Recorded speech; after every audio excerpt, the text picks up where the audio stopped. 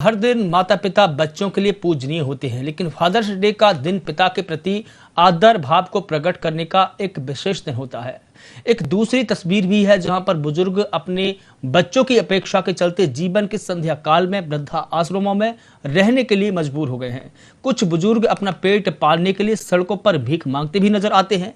बुजुर्गों पर हमेशा घरेलू हिंसा के मामले बढ़ते ही दिखाई दिए हैं। ऐसा कोई दिन नहीं आया है जब बुजुर्गों पर घरेलू हिंसा नहीं हुई हो।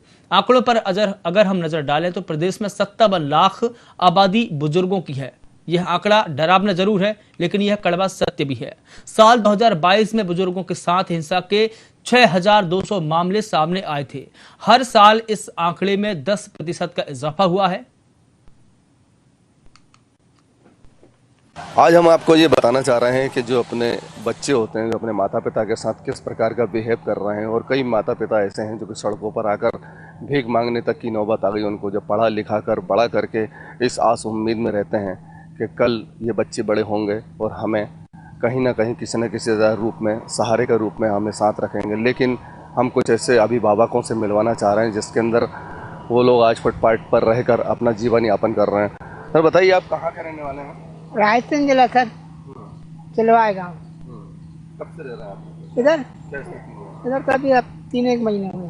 बच्चे क्यों नहीं रखते हैं आपको? सर लड़ते हैं जी। क्या बोलते हैं? अब काम बंद करनी, एक्सीडेंट हो गया था जी, हाथ में राड डली थी। फिर आज आ जाते हैं सर, जहाँ चले जाते हैं 1-2 हफ्ते बाद, 1 महीने। आप घर के रखते नहीं है जी, एक रखता है, एक नहीं रखता है। आप यहाँ किस तरीके से रहते हैं, कैसे अपने जीवन यापन मंदिर पे रहते हैं बोर्ड ऑफिस, और वहाँ पर जहाँ पे अभी आया 1 घंटा हुआ।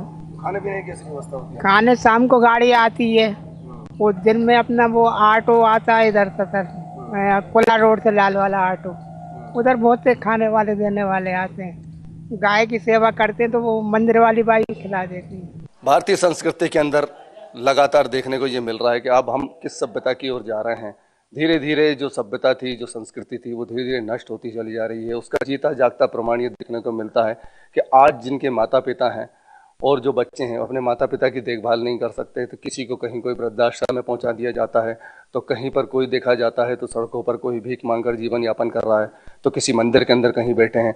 तो इस प्रकार के नज़ारे, इस प्रकार की घटनाएं और इस प्रकार की सारी चीज़ें हमें लगातार दिल को एक झकझोर कर रख देती हैं। आज हम कुछ वृद्ध आश्रम के अंदर पहुंचे हैं। यहाँ कुछ लोगों से हम जानकारी लेना चाह रहे हैं, उनसे पूछना चाह रहे हैं कि आखिर क्या वजह रही, क्या कारण रहे कि उनके जो बच्चे जिन्हें उन्होंने पढ़ाया लिखाया बड़ा करा, इसके बावजूद भी उन्होंने उनको घर से बेदखल करके एक वृद्ध आश्रम के अंदर जीवन यापन करने के लिए मजबूर कर दिया। दादा बताइए, आप किस जगह कहाँ के रहने वाले हैं? राजपुरा, खंडवा के पास पंजाना, और उसके थोड़े आगे राजपुरा गांव है, खेड़ा है, वहाँ के रहने वाले। 2 लड़के थे, एक लड़का बेचारा शांत हो गया, छोटा वाला। बड़ा वाला है, और बड़ा वाला है तो वो रामनगर में रहता है, मकान उसने बांध लिया है, वही रहता है। अब मेरे अम्मा शांत हो गई, भाई अपने बच्चे हैं, मेरे को फिर भी शक्ति रही। अब बड़ा लड़का क्या रहता था, साल का लड़का, अब वो बोले कि दादा तुम कहीं चले जाओ। मन को ठीक है भैया, चले जाऊंगा। अब मेरा है तो कोई नहीं, अम्मा रहती तो मैं तब अच्छा वहाँ चले जाता, पर अब आराम से आश्रम में बैठो, अपन काम भी नहीं कर सकते। आपने अपने बच्चों के लिए क्या क्या करा जिंदगी में? किस तरीके से मेहनत मजदूरी करके, किस तरीके से अपने बच्चों खेती बाड़ी सब राखी मैंने, है बीघा 2-2 बीघा जमीन थी, और कमजोर जमीन थी। अब ये पैदा हुए, हम 4-5 भाई से अलग अलग हो गए।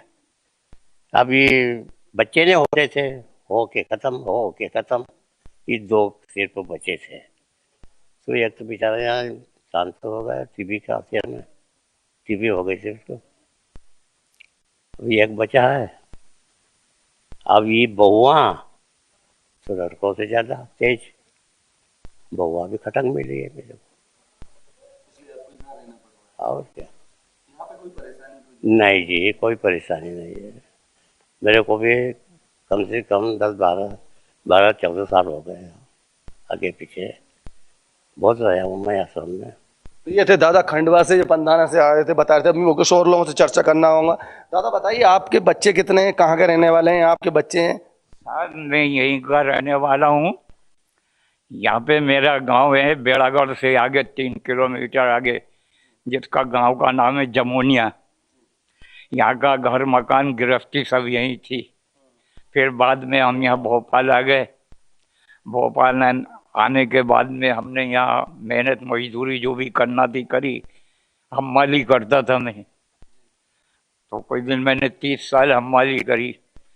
अब 30 साल के बाद 4-5 भाई थे हम लोग। 5 भाई में 4 भाई खत्म हो गए। अब एक मेरे गया, एक बहन है, बहन शादीशुदा है।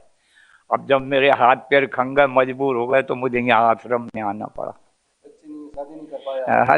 नहीं, शादी हुई थी, आपको पहले बताया ना, बीवी ऊपर पहुंच गई, बच्चे नहीं हुए।